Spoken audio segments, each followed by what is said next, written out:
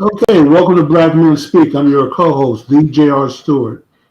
And I'm your co-host, Tommy D. Duncan, the third, or TD3. Ladies and gentlemen, it is Wednesday, November the 2nd, 2022. Jimmy, if it's Wednesday night. It's definitely Black Men Speak. So let's give a shout out to Liquid for providing our theme music. And if you haven't already, please subscribe to our channel. Please share the word and hit that like button so we can raise our viewer numbers. Um, Tom, let's get into the show. Now that we've taken care of some of our business, I see you have a group of fascinating, interesting, and intelligent young men. So why don't we get into the topic and introduce everyone? Yeah, Jimmy, well, thank you very much for that lead in. Ladies and gentlemen, we are very, very pleased to have three special guests this evening.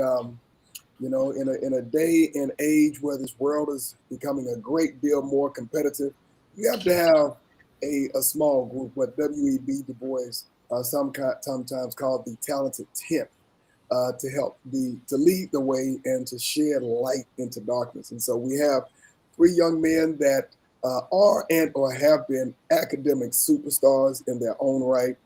And we're going to talk this evening about the blueprint for academic excellence in America, young Black men. And so we have three young gentlemen this evening who we're going to talk to, who are going to share their thoughts on what it was like growing up, how they overcame the hurdles they did in order to achieve absolute dominance and superiority in the classroom, and hopefully create a blueprint that we can share among our young men, across our parents, across the community, so that we can continue to raise the bar. Unfortunately, Jimmy, if we look at mass media, it seems like most of the things that we see about our young men have a tendency to be slanted towards negative. Not a tendency, Tom. It is. Absolutely. We're being very kind now and generous to that media that doesn't represent us very well. Absolutely. And as a result of that, Jimmy, we always see the caricatures, unfortunately, of our young men. If they're achieving superior results, for some reason, always has to do with athletic talent. Yeah. But very rarely do you see our young men being highlighted in terms of scholastic excellence. We have plenty of them out there, but unfortunately, you're not going to ever see that on the news. No. And being highlighted on mass media and or social media. So, Jimmy, again, we have to take the lead in talking about the things that other folks don't talk about, and that is the blueprint for academic excellence. And that's why we have three examples here to talk about what that looks like, how it was achieved, and how we can make sure that we're spreading the word across America, Jimmy. Sounds good to me, Tom. Let's get into it. So why don't we do this? Why don't we start off by having each of these young men to introduce themselves, just tell us where they're from, what they're doing right now, if they're in school, or if they're not, what they're doing with their life, and then we'll get into the conversation. We will start with Mr. Chad Fuselier. Good evening, everyone. My name is Chad Fuselier. I'm currently at 1L at the University of Florida 11 College of Law by way of Dillard University, New Orleans, Louisiana. All And I'm right. here to talk to everyone. All right, and Mr. Shropshire. Yes, sir. Good evening. My name is Cameron Shropshire. I'm currently a junior accounting major at Oklahoma State University, and I'm just excited to be here and share my story. And Dr. Jarryd Willis. Good evening, Dr. Jarryd Willis. I'm a professor at UC San Diego, over here in San Diego, California. Currently doing research looking at sexuality, courtship, relationships, dating, across multiracial individuals, non-racial individuals, and definitely teaching a lot of psychology courses. So. All right. Well, let's go ahead and get the bread and butter of this conversation started. The reason that I introduced you three gentlemen here today is to talk about things that other people don't want to talk about, and that's academic excellence in our community, which all of you represent to some degree or another. You may be doing it a little bit differently, but there is something that obviously stands out in terms of what you're doing and how you're doing. So what we'd like to do is ask you to share a little bit about your background, family life, where you went to school, And then start talking about, what inspired and motivated you to do well in school. Because I mean, I don't expect any of you guys to have a similar story, but the end results speak for themselves. So I want America, I want the world to hear about you. And then we're going to talk about what's special. And then maybe we find a thread across that. We'll start out with you, Dr. Jarryd. So I am the son of a Christian mom and a Muslim dad. So in a way, like my interests and relationships and couples and whatnot was probably formed just being in the household I was raised in the first place. A lot of my friends while I was going through grade school were like a different racial background than myself, different religion sometimes as well. My like final like long-term girlfriend I had in high school was bisexual. So it was like my first experience like being like in a mixed orientation relationship where I'm heterosexual cis male, she's bisexual individual. And so I have like a mom and dad, Christian and Muslim, and I have like friends, different racial backgrounds, and like now a girlfriend, different sexual orientation. Everything in my life was basically pointing to some focus on relationships, basically. And so I go to college and I like start doing like literature and like research in psychology. And I like find this class one day called social psychology. And it's like, oh, everything about this, discrimination, prejudice, romance, dating, conformity, obedience to authority figures, bias, conformity, like not thinking outside the box, stuff like that. Things we see right now in the news, people believing in ridiculous stuff, conspiracy theories and whatnot. All those different kind of things coming together in this field of social psychology. It's like, my mom's a clinical psychologist. My dad has a degree in sociology as well as an MBA. And it's just kind of like, well, sociology and psychology just puts mom and dad together. So this became like, my focal field of interest going forward. I started doing research as a junior in college, this thing called independent study. So I first started in a lab doing stuff for memory and cognition, just get my feet wet in a way. Then like as a senior undergrad, started doing research in a lab focusing on discrimination, prejudice, stereotyping, kind of like core underpinning ideas of social psychology, social science. And my mentor at that point in time was the department chair at UT San Antonio, the late Robert Furman. And so I applied to grad school at UT San Antonio, got into the grad program there, continued working with him, the chair of the department. And my research is looking at just focally relationships, attachment theory, that kind of stuff. Finished my master's degree there. I was born in Dallas, Texas. Cowboys got 3 rings while I was growing up. And so Good days. I did my PhD doctoral training at UT Arlington back about 3 or 4 miles from Cowboy Stadium. So it's kind of like life just went full circle for me a little bit with that.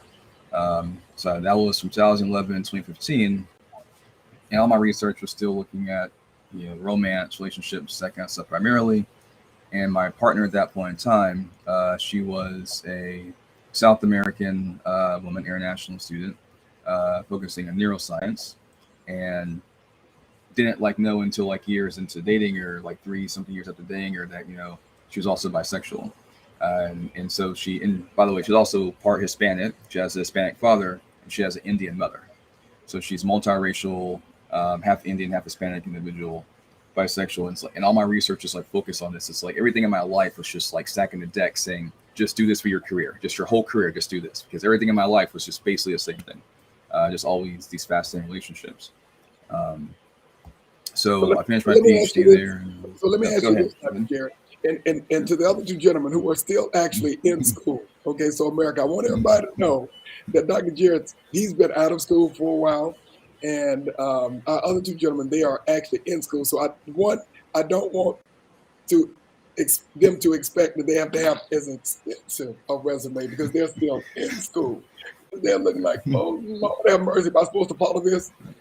But let me ask you this. I mean, obviously you did exceptionally well in school. Was it something that came natural to you? Did you have a photographic memory? What was your magic in school for doing so well? Obviously, I know your father, and I know he's extremely intelligent, so I'm pretty sure that the apple doesn't fall too far from the tree. But, some people think it's magic. You have to have a photographic memory or whatever the case is. What is it that inspired you to do so well in school, or what was your mojo and what was your magic? So I would say for me, it's just to kind of taper off like the timeline. So I finished my PhD in 2015 in May, came to California, been here ever since then. But for me, like I finished my PhD with a 4.0 GPA. So I have a PhD with 4.0 in the doctoral program. As an undergraduate, I finished my bachelor's degree with a 2.99 GPA. Mm-hmm. In my final 2 years of my bachelor's, I had like a 3.5. In the first 2 years, I had a 2. I don't want to remember what it was. So like basically there's like for anyone who's an undergraduate, your first 2 years, it's like you just finished high school, like in the first place. So if you're not playing sports, anything you do in terms of physical fitness, working out, trying to stay in shape, there's no coach to yell at you anymore. It's all going to be like up to you on your own time to go to the gym and like, hit the court, stuff like that. I mean, we make like your own syllabus for staying in shape and stuff. There's no more coaches and whistles around you. And the same thing kind of is true when it comes like just stay on top of your own books and schoolwork. There's not going to be someone bringing home food. You have to like bring your own groceries and put stuff in your fridge. You might share out roommates and things. It's kind of an adjustment period. And it's also the case in those first 2 years, you're doing a lot of courses that you don't really care about probably as much as like your major itself. And so a lot of elective based things you have to do. So like I'm a major in psychology. My first 2 years, I might take a course like in astronomy and like geography or like different sizes of rocks and stuff. I mean, nothing to do with psychology at all. So I think the big difference after the first 2 years is like when the electives are done, you start doing courses based on your major. You might feel discouraged as a freshman or sophomore, but I promise you, once you're doing courses in your major or juniors and a senior, you're going to feel a lot better about yourself because it's going to be stuff you already care about, things you're interested in. Was there a particular turning point for you where you kind of struggled a little bit earlier and then all of a sudden something happened, something clicked, and then you just tore it up? What was that eureka moment for you where you just ran it straight A's across?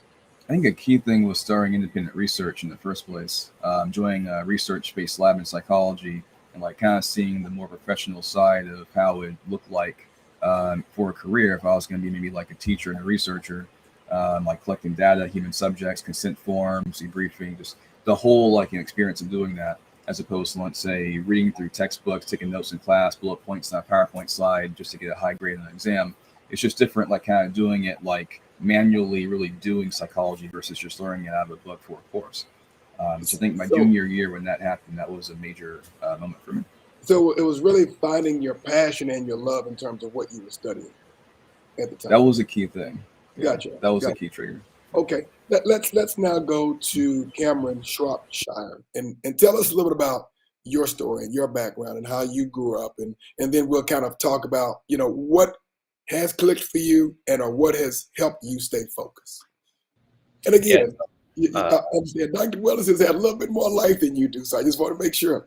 No, yeah, for sure. I was sitting here, I was like, how do I follow that? Like, I don't have all that right now. So, props to him. But, I was born in Valdosta, Georgia. I was born to a dad who was in the military. He served in the Air Force for 27 years. And then my mom graduated from Alcorn State University. And she just did a lot of administrative work, when I was growing up. And then we ended up moving, me and my brother and I, to Charleston, South Carolina. So that's where I like to say I grew up. And then we eventually did another move to Norman, Oklahoma, and that's where my dad ended up retiring.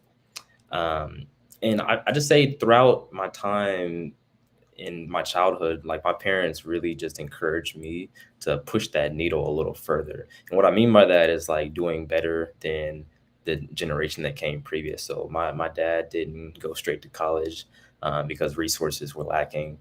My mom, she went to college, but she just didn't have all the resources that, I grew up with. So they really just encouraged me to push that needle a little further every single time that I was in an academic situation. And I feel like that's what really kept me motivated going forward in my academic career. Because, it was hard, like going through school when, you had your friends and they were getting congratulated by their parents by, just getting by, right? And I'd come home with like a 92 and my parents were like, why is it so close to a B, right? So I feel like that's really the type of childhood and the type of family that I grew up in. I think that's what encouraged me and my brother to really just be successful in the classroom.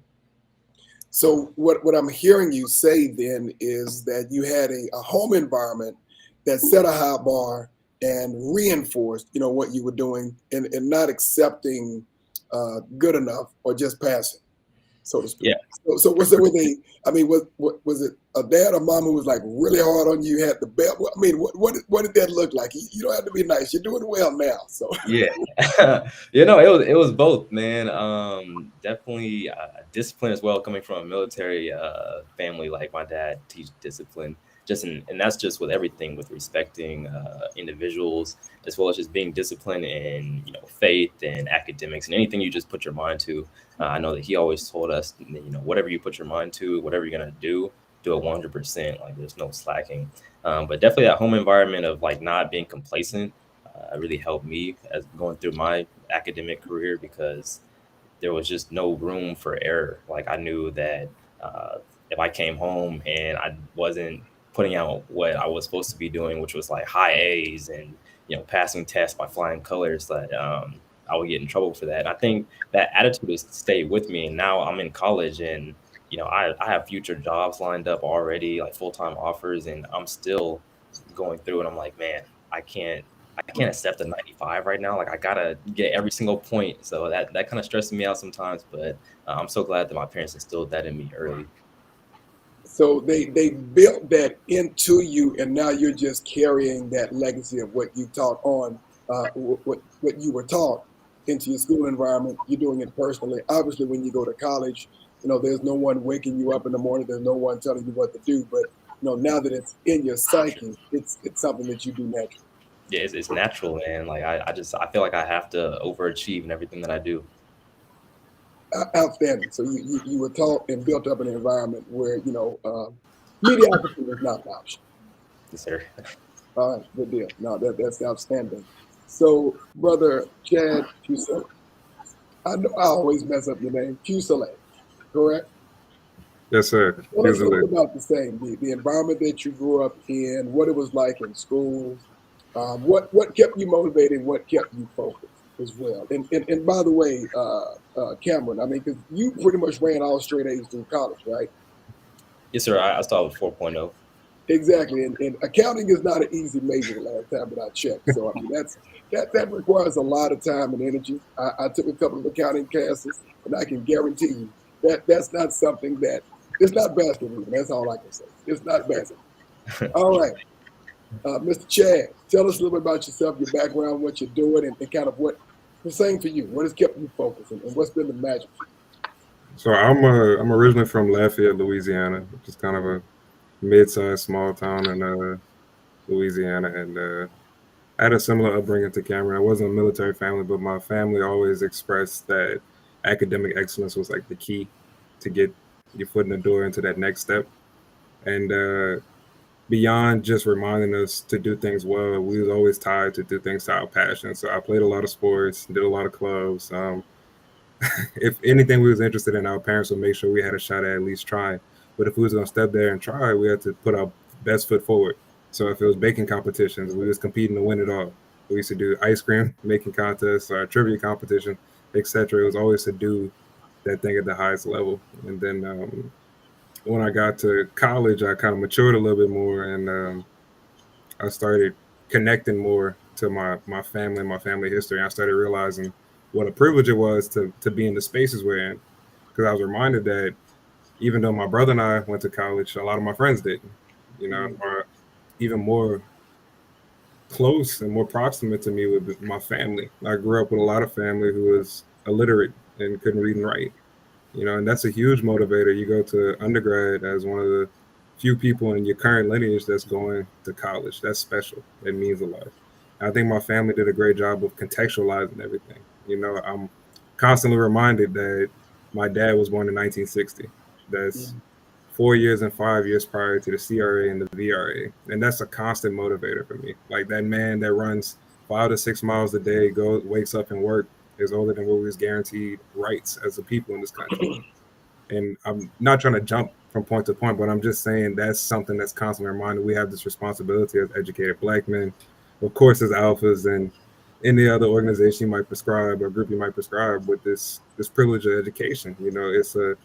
It's a blessing, but we also have a responsibility to do more and push the envelope. So I think a big factor, of course, was having those habits instilled early on in the household, but being constantly reminded of that legacy that we inherited to constantly do more as educated Black men.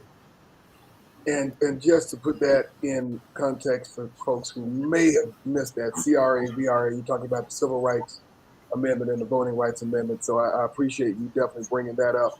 And you somewhat grew up in an environment, not obviously the same environment, where there was a lot of reinforcement, to getting your education, maybe not the same as Mr. Cameron and or to Dr. Jarryd. And one of the things I definitely hear the contributions that, your family environment made. Let's kind of talk about some of the other things because, when we look at school environments today, and you have a lot of kids who are extremely smart, who have a lot of talent, but you mentioned a lot of them didn't go to school. A lot of them didn't really, stay focused. You get a lot of peer pressure, whether that's from mass media, staying cool, being the cool kid doesn't always mean being sharp or being smart, so to speak. And, even when, I was in school, Jimmy, I don't know if you experienced the same thing, that if you're making good grades in class and people find out, that can be a problem, because the bullies come in, they push you around and or, they jump in your face because quite frankly, knowing what we know now, they may have been insecure. And so the fact that you were making good A's, you were making straight A's or doing well in school, was a problem. And so you have a lot of kids who are underachieving because of peer pressure. Jimmy, were you about to say something or ask something? Yes, I was going to say all through high school, none of my Black friends knew I was in AP classes. I walked around with a remedial math book in order to fit in. So that was my life. So when you're saying having to be undercover, you couldn't let anybody know you were on the honor roll in AP classes or were smart without being accused of wanting to be white. Did y'all experience any of that? Did that even resonate, when y'all were in school, doing well, doing that kind of thing, whether it connected with you or other folks that you were around who had just as much talent but didn't push it because they felt intimidated by other folks? What did that look like? Because I know that's a real thing and that's real talk. Any of you guys can start and we'll just kind of let it flow from there. So we'll start out with you, Cameron. Yeah, no, that's I definitely relate to that. I remember times in elementary school and middle school where I used to do the same thing. Like I used to kind of dumb myself down just so that I could fit in because it's not the cool thing when you're that young to be, the smart kid, the one that knows everything. I remember in 5th grade, I actually got to the final round of our elementary school spelling bee, and I actually purposely spelled a word wrong in the final. So I didn't win it because I didn't want to be looked at as that person that was smart. It was real pressure, and that pressure kind of goes away. I feel like the higher the education level you go, because once you get into undergrad, like it's honestly a flex to be smart because everyone's in college and that these classes aren't easy, and everyone has this goal of like getting a degree. So thankfully, it kind of went away. Once I entered college, but all throughout high school, the same thing was I just didn't want to be looked at as that person that was taking the AP classes, that person that was number one in their graduating class when they graduated, stuff like that. But I'd say just dealing with that, you just have to know that at the end, your future is going to be bright by being educated and going and doing the work in the classroom so that you can go out into the world and transfer that and make a change and impact. What about you, Chad? Anything that connected, resonate with you or folks you were around? I kind of had an opposite experience. I felt alienation, of course, but that was because I was usually one of the few Black people in AP or gifted courses. But on the converse of that, I had a chip on my shoulder. It's like, all right, I'm in here and y'all gonna hear me. Like, so if there's a question to be answered, I'm gonna answer it. If there's a grade to be gotten, I'm gonna get it. And that was kind of the mindset, especially as I got towards undergrad. It's just like, yeah, I'm here and I'm gonna take up this space, and you're gonna know me. And it benefited me down the road because then I got comfortable with the process of learning, comfortable with the process of putting myself out there and engaging and trying these new things. So I think if you kind of how Cameron said, you kind of have to realize what the bigger picture is. And at some point it translated like, oh, A's is money. I don't know why that clicked for me, but A's turn to money. So It is. high school, those A's turn to scholarships, and then in undergrad, those A's turn to scholarships for graduate programs or job offers. And I think once you find something to tie those grades to beyond just, oh, it's an A, then that's where you really see the magic happening. Oh no, that was brilliant. I love that. Now, Dr. Jarryd, I want to have you to kind of add to that, and you kind of have a probably even broader perspective because you work with young people as well. So, what was your experience like growing up, doing well, peer pressure, and then not only for yourself, but what do you see working with them? So for me personally, the sense of pressure to like not look like the nerd in the classroom went away, I would say, by 10th grade in high school. Because if you're in sports or athletics, you have to maintain a certain GPA anyway to continue, let's say, playing football, basketball, track and field, that kind of stuff. And so if you're, on the team, like JV varsity especially, you're expected to have good grades anyway. So I think like being an athlete kind of like relieves some of that pressure in general that I might have felt like in middle school and like 9th grade. But as I was like going through college, one of the things I started to feel like was I was one of the onlys in a lot of my classes, like the only black person in the class, essentially, quite often. And so there's always this sense of, I sit like in the very front of the room, so I'm not gonna like see anyone's like eyes or anyone like trying to bother me, annoy me. So everyone's behind me basically. If I have a question for the teacher, if I want to answer something in the classroom, that's being asked of the class, then just as Chad was just saying, I'm gonna go ahead and do that because like I'm sitting here in the front row, I'm here to get education. I'm not gonna let anything else distract me, especially like I would say junior or senior year going forward in grad school all the way through. That was my MO. I was often the only black person in the classroom in grad school. So, it was very much a kind of being on an island to yourself where you just like know anything that you do is going to be magnified. I think W.B. Du Bois refers to this as like double consciousness. It's like everyone's looking at you, but no one's talking to you. So it's like everything you do is like emphasized more so, especially negative things, God forbid. Anything you might do positively is maybe ignored because it isn't like for the narrative they might have about what they think they're going to do. So that was always there for sure, but it was also a great motivator because if you like do succeed and do well, it kind of like reflects that you're overcoming what they otherwise might think of you, or maybe giving a good impression. So those who are hopeful of you, who are allies maybe in some way. And so there's like for my research lab at UCSD, my most recent lab president who graduated and recently got into grad school for a clinical psych program was a multiracial black female, Blasian female, part Filipino, part black. And she, even being like a like multiracial individual, like felt that same sense of being the only quite often. And she got it from like the black community as well. So she was considered like not to be black enough that because she was like part Filipino and not being Filipino enough because she was part black. And there's always a sense of like not fitting in either, let's say, social arena. And that just motivated her even more so, like try and excel and do as well as she possibly could. I have a class now about 300 plus students and incredibly diverse, several black students in the classroom. So I do feel like there is, compared to like when I was in school, there are, let's say, like more black undergraduate students. I feel like there's like a positive uptick with it.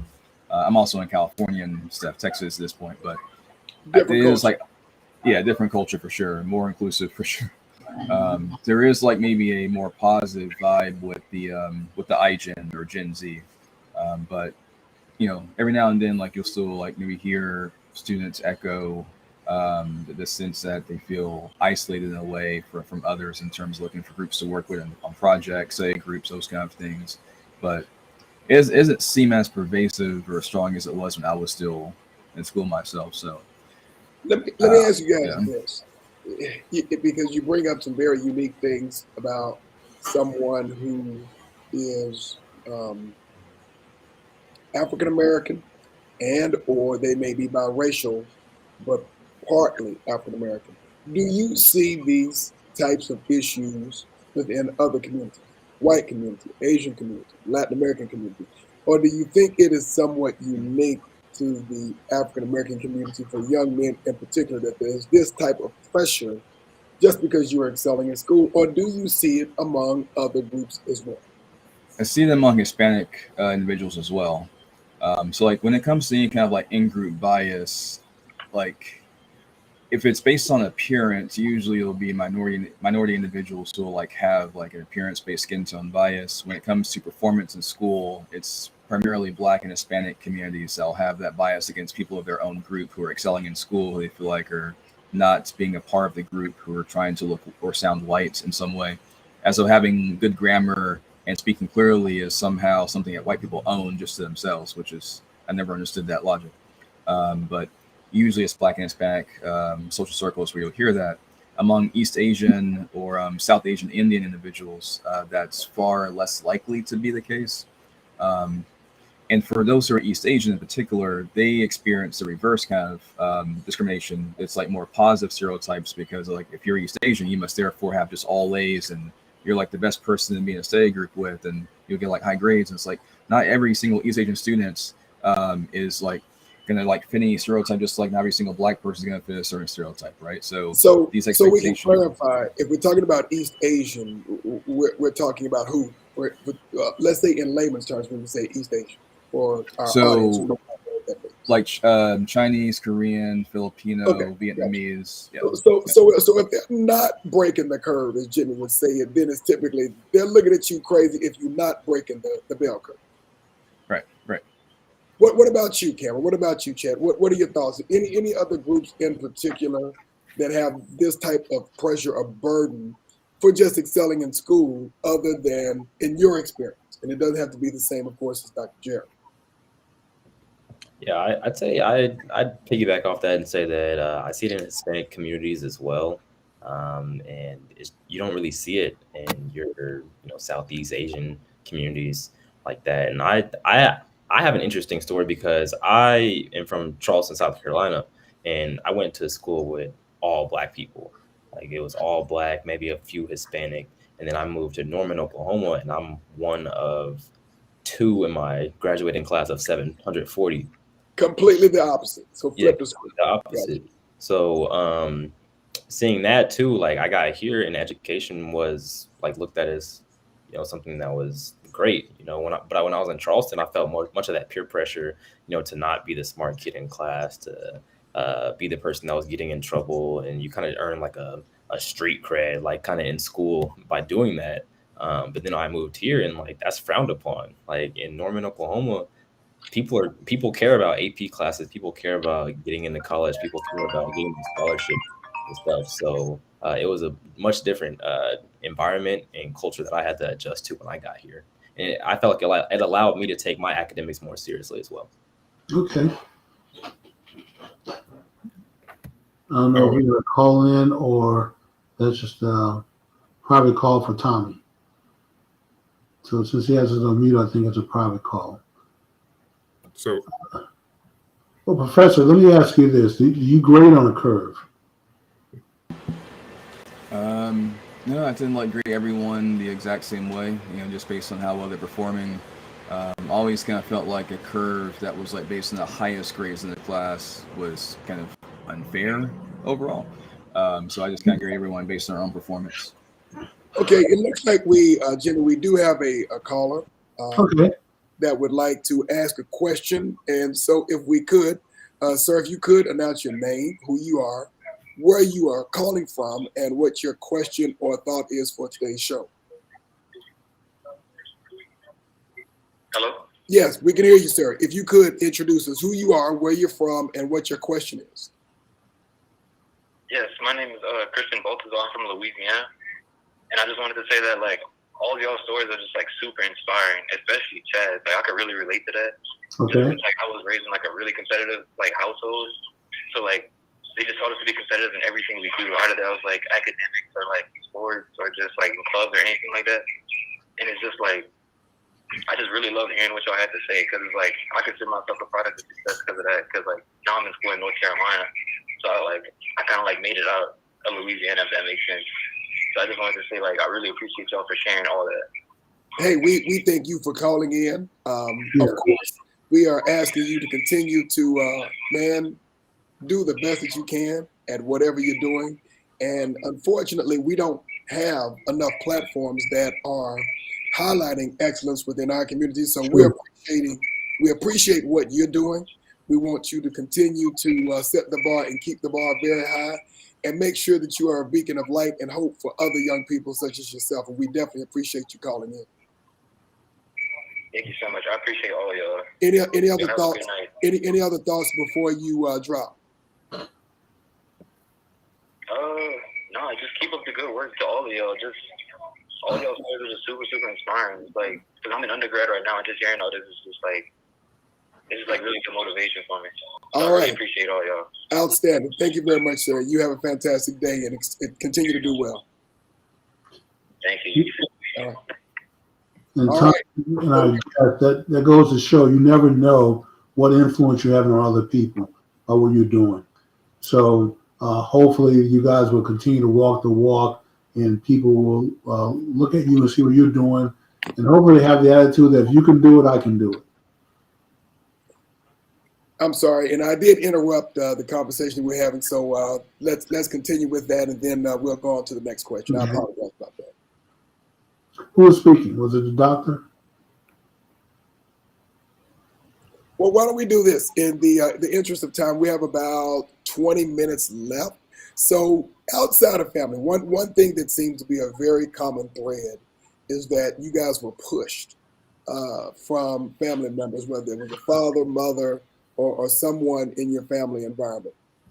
Not everybody has that, but it definitely does help. I'm pretty sure you all may know some folks who may not have the type of reinforcement, maybe in your direct household for whatever reason, that continue to stay focused, whether it was a belt, whether it was that military father saying, hey, man, we don't do these in this household. Or Dr. Jarryd, having a father who, was intellectually, I know he was pushing you because I know your father very well. What would you say or what would you recommend for young people out there who know they're smart, who may be dealing with some of the peer pressure that you guys have seen, but may not have the reinforcement in their household? What have you seen out there, and what would you tell those folks who may not have it coming directly from the household? We'll start with you, Chad, then we'll go to you, Cameron, and then Dr. Jarryd. I would tie it back to kind of what I said earlier, is just you have to tie that academic success to something bigger, because the A or the B or the whatever is the grade that's high for you, it's not going to get you through alone. So you have to have an end goal, and you have to have something that's going to push you more.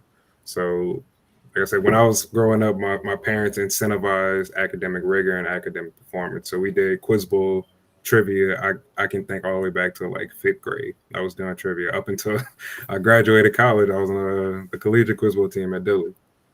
So it's just, I found a excitement and a joy from getting things right. I love to be right.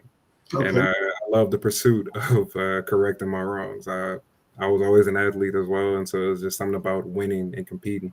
So even if I didn't compete against somebody directly, especially in undergrad, I was like, oh, I did my first couple semesters at a 4.0. Let's see if I can beat that. Get 2 semesters in a row, 3 semesters in a row, 4 semesters in a row, and just keep rolling and keep pushing until I could do something more and more. And so you have to find something letter, because the letter itself is not going to get you through. I promise. Well, it sounds like, Mr. Chad, you have something in common with my co-host Jimmy Stewart, because he always prides himself on being the smartest person in the room and getting everything right. So it's a heavy burden when you know it all, because you'll get time from everyone. So, but it keeps you sharp.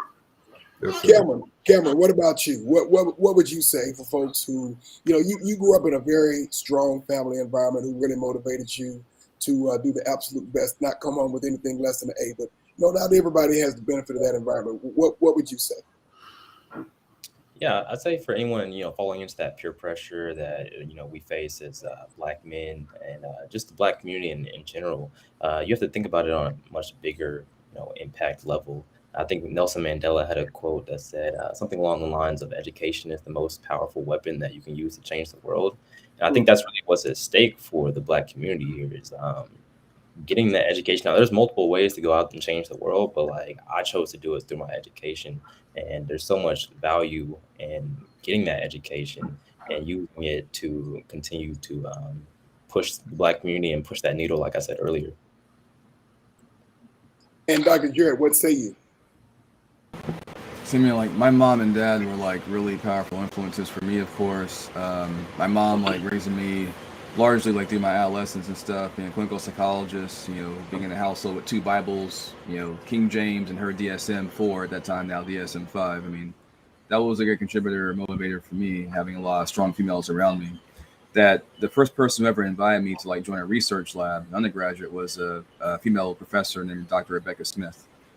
So she was like the first like more like real mentor I had in undergrad. So whether like my mom or her, like great female friends I had as well, who I looked up to in a way, who were leaders in what they were doing.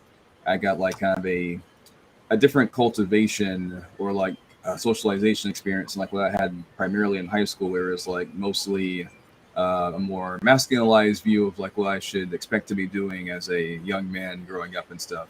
And I think because going into a field of psychology, it probably helped in a way. And also because my focus and research is on relationships, it probably also helped in a way. So having like that change of cultivation or change of like my social network socialization, I think was a major factor as well. Because basically what it meant was like what was being reinforced in my behavior and my habits was changing what the people I had around me. All right. Any closing comments on this thought? Peer pressure, just the environment that really sets the tone. In reference to the earlier comment about peer pressure, I kind of had an opposite view, again, from an opposite experience. My undergrad was at HBCU, and that was centered on like the promotion of like Black knowledge and Black improvement and Black education. And so I would push back against the comment at large that peer pressure is emanating from the community as a whole.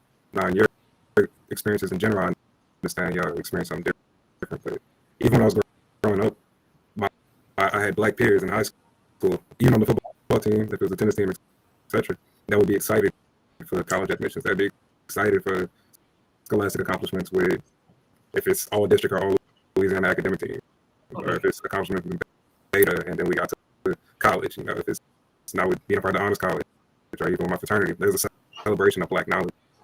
And I did want to highlight that is there. And I didn't want to just be kind of overshadowed by some of the not so pleasant experiences. Gotcha. You mentioned something a little bit earlier, Cameron, that I want to kind of go back to. And you talked about what's at stake. What's at stake. And you can kind of look at that at a micro level individually, or you can look at that as a macro level in terms of our community, or even, our country, so to speak, as we're talking about achieving the best that you can with the tools that you have, the resources that you have available to you, whether you're talking about in school and in life.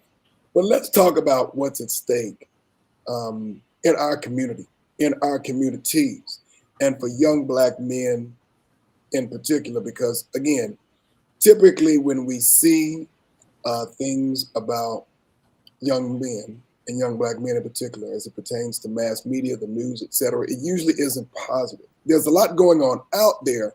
Unfortunately, it isn't highlighted. What do you see? What are your comments? What is at stake? What are your thoughts on that in terms of maximizing your talents, doing what you're meant to do with life, and or achieving the greatest usefulness for your life? What are your thoughts on that? What do you think personally is at stake, not just for an individual, but for our community? And I'll give everybody an opportunity to kind of give their perspective on that. Yeah, I feel like you were kind of mentioning like what you just said. We need to change that narrative. The media, the world really just has a narrative about Black men, about Black individuals in general, just what we're supposed to be doing, how we're supposed to act, and things like that. And I feel like what's at stake for us is continuing with that narrative. And that's something that I personally want to end. Like, I think Dr. Jarryd was talking about it as well. Talking, educated is not something that's specifically just for white individuals. That's something that I would love to see the narrative switched around to, people knowing and understanding that we talk just as educated as anyone else on this planet. So doing that, and I think that will allow us to infiltrate that weren't, traditionally looking like us. What say you, Dr. Jarryd? I mean, it has to be something where you can have a mass number of people maybe seeing an example of a positive figure, positive examples of a community on a regular basis. And I think academia is one of those great places you can do that, where a lot of students, various backgrounds, can like see on a regular basis, Tuesday, Thursday, or Monday, Wednesday, Friday classes, a black professor, having black teachers, black researchers around them. Just like we had for 8 years in this country, President Barack Obama, Michelle Obama, right? And obviously still have them. But I mean, I feel like you need cumulative examples like that to fight against what's been a long-term building narrative of the negative aspects, or like the hateful ideas people have about black individuals in their minds, and that culture is perpetuated in different ways. It takes, let's say, cumulative people showing differences apart from that, so that a black student like won't be asked when they walk on campus, like, oh, do you play basketball or football? And it's like, I'm not an athlete, I'm a student. But people like assume if you're a black student, you must be an athlete or something. Like, we have to just gradually, cumulatively, person by person, work to change that. And so I do my small part that I can. And, I think all of us here do the part that we can. And it's just it's a gradual process. What about you, Chad? What are your thoughts on that? What's at stake? What's at stake is a perpetuation of the same, I think. I still like what I said at the beginning. Our history is only so far long ago. Our rights are younger than how long we've had color TV, telephones, etc. And until people realize that we're only so much removed from segregation in law, the jure segregation, or how far removed are we from slavery, how far removed are we from being treated as chattel and property, we're not going to get out of that mindset. And we have to attack these opportunities. Now is the best time to be educated. We have an unparalleled access to information and technology, and if we don't attack it with that ferocity and that hunger and that pain, I think we should have a chip on our shoulder. We've been mistreated most of our existence in this country. Most of the existence in this country is marred by the mistreatment of black people and minorities. And if we don't approach it with that fervor and that excitement, we're just going to keep, I don't want to say being complacent, but we're just going to keep staying in the same spot. And it's hard because I know we go through a lot of trauma as a people, but still we have to kind of just get up and go with it. We have to get up, fight, and stay hungry with it. Otherwise, it's just going to be stuck. Because I would argue we're at the bottom of the chain right now. Until we click in our head that we have potential to get through the worst of the worst, we'll just keep perpetuating the same issues. And so I think that's what's at stake. And we have about 10 minutes left, gentlemen, so I want to keep that in context. I have one thought that I want to put out there, and Jimmy, you might have a thought or a question you want to put out there as well. And, we were talking to young men in particular, but also for the parents and or the caretakers for young men, especially young black boys, because, Jimmy, we know what the statistics are. Yeah. Growing up when young black men, young black boys start in school, they are just as competitive academically, socially, etc. Starting around the third or fourth grade through several different vectors. They seem to, unfortunately, due to the environments that some of them are in, begin to sit at the back of the class. Their grades begin to wane. And, unfortunately, by the time they get to junior high, it's kind of a wrap. And sometimes parents have no idea what's happening, and or parents might know what's happening, but seem to feel as if they're powerless to do anything about it. So before I ask this question, Jimmy, I'm gonna see if you have something else. What advice or thoughts would you give to the parents and or the guardians of young black boys who are, maybe 10, 15 years earlier than where you are, to get the best out of them, to make sure that they are getting the greatest usefulness of their education, making sure that they are ultimately getting their maximum potential? Would anyone like to take a stab at that? And we're kind of talking to the parents right now. And One of the things that we do, by the way, gentlemen, the first Wednesday of every month, we try to focus on an area that is relevant to young black men. And quite frankly, that's the reason that we're doing it on this Wednesday. Every first Wednesday, we focus on young black men, and that's why we're doing it. What would you say to the parents? What advice would you give to the parents?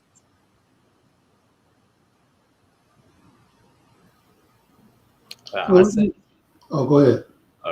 I say you just have to get your children excited about education. I know that my mom did an excellent job of doing that.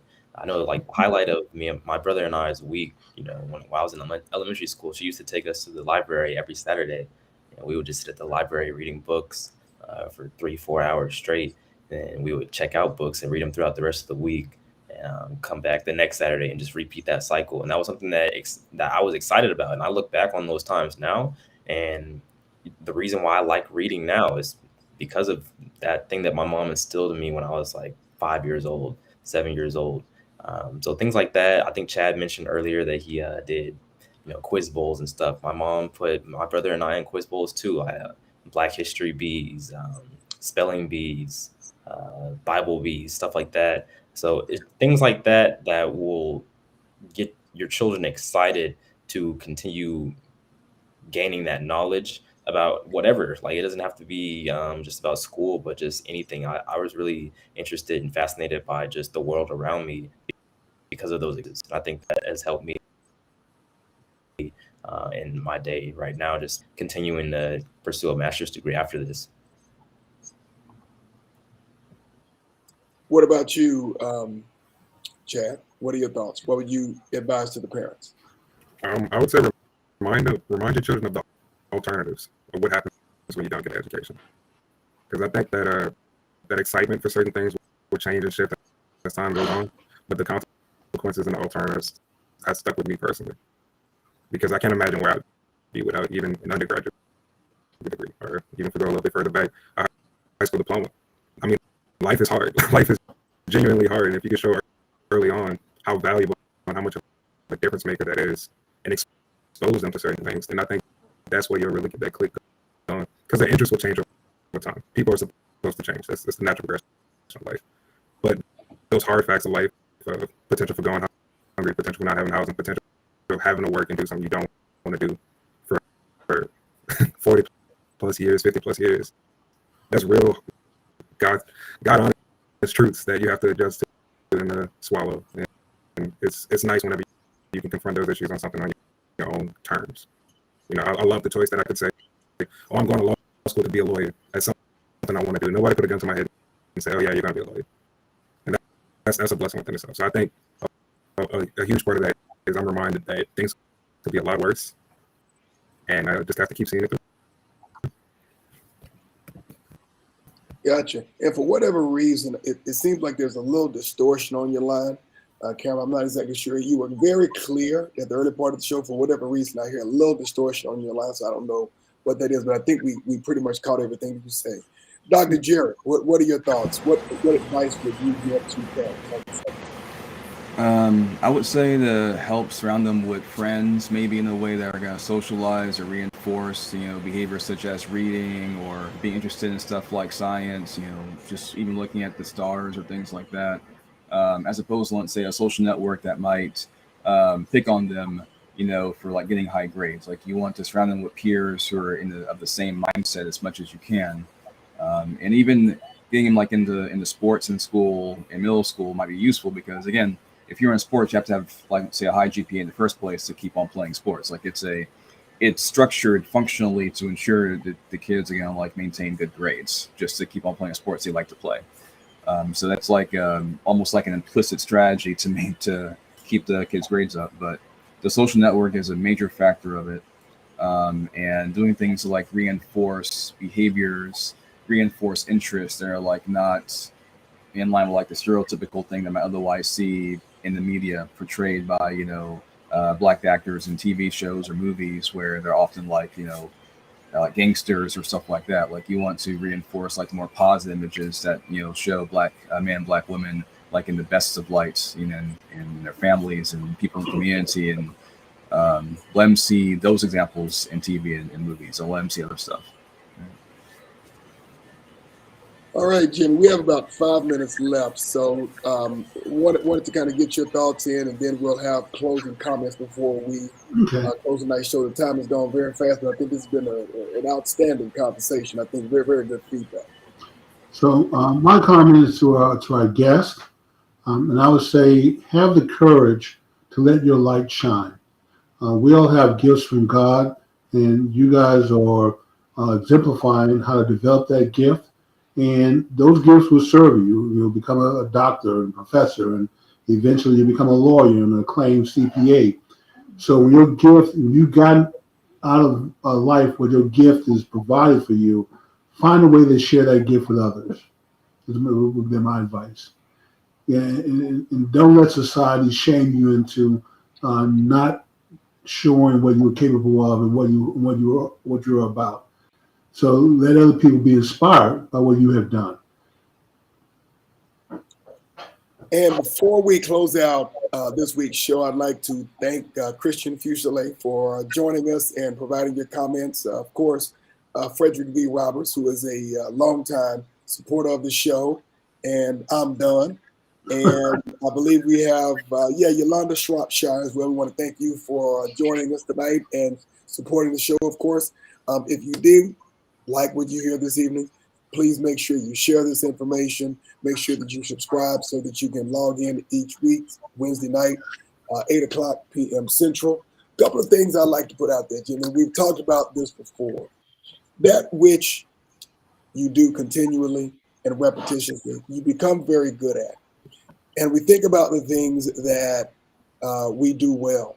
You think of the thousands and thousands of hours, for instance, that someone who is the greatest of the great, whether that's a Tiger Woods or, whether that's a LeBron James, considered to be the absolute GOATs in terms of what they do on the athletic realm. Of course, he gets a lot of attention because it's sports.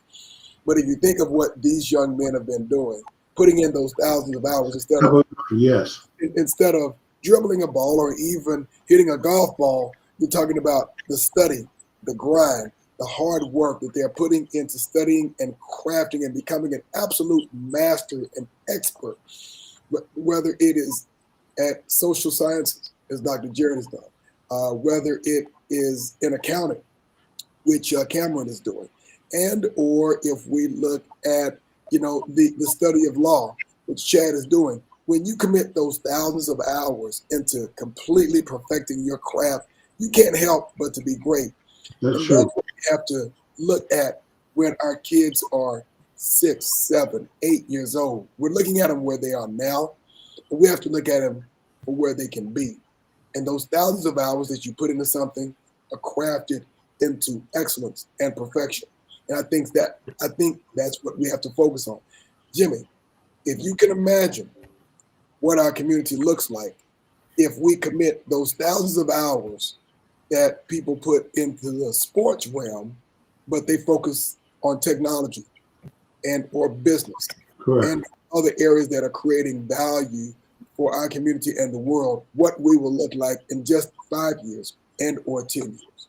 We'll be the new East Asians of America, Tom. Absolutely. Because clearly, even in spite of the circumstances that our ancestors have lived through and gone through, we are the most creative force in human history. When Correct. you look at everything from the stoplight to using the peanut for so many different inventions, under those circumstances, we have created probably more than any other group of people known to the world. But that's where they came from in the first place. So we have to keep that in mind. So true, Tom. So true. What we'll do is we'll allow each of our guests to make a closing comment, and then we will wrap it up because we are right at the top of the hour. We will start with Dr. Jarryd, and then with Chad, and then with Cameron. Dr. Jarryd, what are your closing comments? Thank you for having me on the show. Just continue always to believe in yourself and work on your craft, whatever it might be. Stay inspired in what you're doing. If you face any setbacks, challenges, always try to learn from those. Always try to get better from things that bumps in the road. And you can whatever you want to do, you can probably get there one day. Right? Just believe in yourself and keep going. Mr. Fuselier, what are your closing comments? What are your thoughts, sir? Remember remember where you come from and be reminded of how good things are yet to be, and keep pushing onwards and upwards. All right, and Mr. Shropshire, what are your closing comments for this evening? Yeah, just continue to develop as leaders, develop as people, develop in your relationships, and just develop overall. And I feel like we as a people can really push forward and push that needle. Yes, we can. Thank you all for joining us this evening. This has been a very fruitful conversation. I know this is having an impact, evidenced by the young man who called in a little bit earlier. You never know something that you say, something that you do, or just who you are, the impact that can make on one individual or the world. We thank you, gentlemen, for this evening, and we wish everyone a good night.